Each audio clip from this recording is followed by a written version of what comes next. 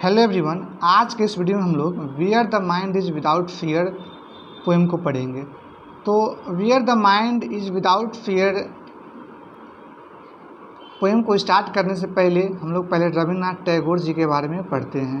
देखिए, Rabindranath Tagore 1861 to 1941 the recipient of the Nobel prize for literature in 1913 was one of the greatest lyric poets of the world। देखिए, रविन्द्रनाथ टैगोर, इनका जन्म 1861 को एवं मृत्यु 1941 को हुआ था। The recipient of the Nobel prize for literature in 1913। देखिए, 1913 में साहित्य के क्षेत्र में नोबेल प्राइज प्राप्त करने वाले one of the greatest lyric poet of the world, संसार के महानतम कवियों में एक थे। He was also a noted dramatist. देखिए, नोटेड का मतलब होता है प्रसिद्ध, यानी कि he was also a noted dramatist. वे एक प्रसिद्ध ड्रामाटिस्ट थे। नोबलिस्ट, यानी कि नोबलिस्ट थे, नोबेल प्राइज प्राप्त करता थे। शॉर्ट स्टोरी राइटर, यानी लघु कहानी के लेखक थे। फिलोसफर थे। ह्यूमनिस्ट, यानी कि मानवतावादी थे। नेशन बिल्डर, यानी कि राष्ट्र निर्माता। एंड और founder of an international university at Santiniketan. और शांति निकेतन में एक इंटरनेशनल यूनिवर्सिटी के फाउंडर थे, संस्थापक थे। ही रोट प्राइमरी इन बांग्ला।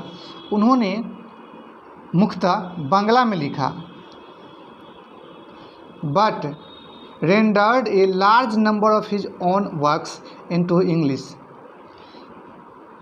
लेकिन उन्होंने अपने द्वारा लिखित a large number of oven works, अपनी कृतियों को इंग्लिश में प्रतिपादित किया, ट्रांसलेट किया, अनुवाद किया। And in the process wrote them anew. और इस प्रक्रिया में उन्होंने नए सिरे से लिखा। सच वर्क्स इंक्लूड गीतांजलि, उनका संग्रह है Gitanjali, the crescent moon and the gardener. उनकी जो रचना है उसमें Gitanjali, crescent moon, the gardener ये शामिल है। His other important work include Gora. और उनके जो दूसरी कृतियाँ हैं उसमें Gora, the break, the post office, Sadhana and the home and the world. यानी कि उनके द्वारा लिखित Gora, the break, the post office, Sadhana, the home and the world ये सब शामिल है।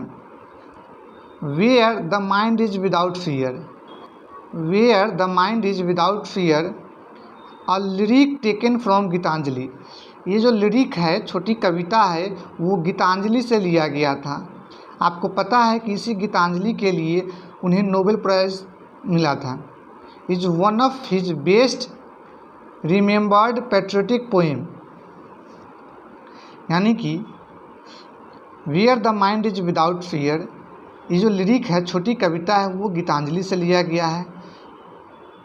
उनकी जो देशभक्ति कविताएं हैं उसमें ये सबसे यादगार कविता है। It is a prayer to God. यह एक प्रार्थना है गॉड से। टू अवेकेन द कंट्री, मतलब देश को जगाने के लिए। देश को जगाने का मतलब कि देश के लोगों को जगाने के लिए। फ्रॉम डार्कनेस, मतलब कि अंधेरा से। एंड स्लेवरी, मतलब गुलामी। Into a state of ideal freedom,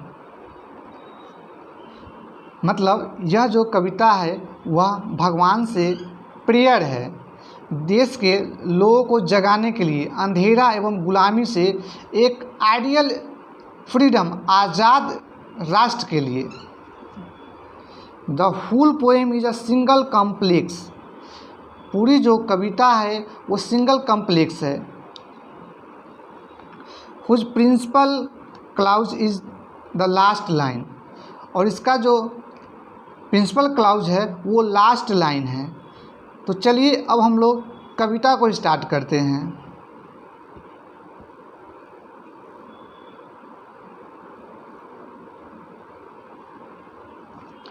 देखिए, where the mind is without fear, where the mind is without fear मतलब जहाँ मन भय मुक्त हो। तो चलिए स्टार्ट करते हैं इस कविता को। यह जो कविता है सबसे अंतिम पंक्ति से स्टार्ट होता है। देखिए, into that heaven of freedom my father let my country awake, यानी कि माय फादर, यहाँ माय फादर का प्रयोग गॉड के लिए हुआ है। हे मेरे भगवान, लेट माय कंट्री अवेक मतलब मेरे देश को जगाओ। Into that heaven of freedom मतलब स्वतंत्रता के उस स्वर्ग में मेरे देश को ले जाओ। तो कविता फिर आगे फर्स्ट लाइन से पढ़ते हैं। Where the mind is without fear and the head is held high मतलब ये कल्पना करते हैं। Where the mind is without fear मतलब कि ऐसा देश हो जहाँ लोग बिना डर के रहते हो, निडर रहते हो। And the head is held high और जहाँ लोग सर ऊंचा करके रहें। वेयर नॉलेज इज़ फ्री और जहाँ ज्ञान फ्री में मिलता हो, शिक्षा फ्री में मिलता हो। Where the world has not been broken up into fragments by narrow domestic walls. देखिए, where the world has not been broken up, देखिए ब्रोकन अप का मतलब होता है विभाजित या फिर खंडित, एवं फ्रैगमेंट का मतलब होता है छोटे टुकड़े। तो where the world has not been broken up into fragment जहाँ देश छोटे छोटे टुकड़ों में नहीं बटा हो। बाय नैरो डोमेस्टिक वॉल्स मतलब संकीर्ण घरेलू दीवारों से। यहाँ नैरो डोमेस्टिक वॉल्स का मतलब हो गया कि देश जाति, धर्म, अशिक्षा इस पर नहीं बटा हो, भाषा, भेदभाव किसी भी चीज़ पर नहीं बटा हो। Where word come out from the depth of truth जहाँ हर शब्द, हर वाक्य दिल की गहराई से निकले। Where tireless striving stretches its arms toward perfection. देखिए, टायरलेस का मतलब होता है अथक, बिना थके हुए। स्ट्रेचेज का मतलब होता है फैलाना। एवं स्ट्राइविंग का मतलब होता है प्रयास या फिर प्रयत्न करना। एवं परफेक्शन का मतलब होता है पूर्णता, यानी कि जहाँ लोग परफेक्शन के लिए बिना थके हुए अपने हाथों को फैलाने का प्रयास करें, कहीं कोई डर भय नहीं हो। Where the clear stream of reason has not lost its way into the dreary desert sand of dead habit, यानी कि देखिए स्ट्रीम ऑफ रीजन मतलब कारण की धारा, और क्लियर का मतलब स्पष्ट, यानी कि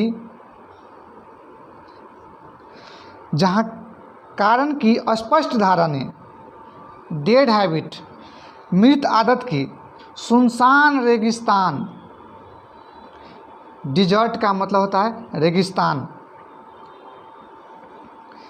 यानी कि जहाँ कारण की स्पष्ट धारा ने मृत आदत की सुनसान रेगिस्तान रेत में अपना रास्ता नहीं खोया। Where the mind is led forward by thee into ever widening thought and action. देखिए, लेड फॉरवर्ड का मतलब होता है आगे की ओर बढ़ना, और ये दी का मतलब होता है तुम्हारे, ईवर मतलब हमेशा, एवं वाइडनिंग का मतलब होता है फैलाना, विस्तार करना, थॉट्स मतलब सोच, एवं एक्शन मतलब कार्य, यानी कि जहाँ दिमाग आगे की ओर बढ़े। By the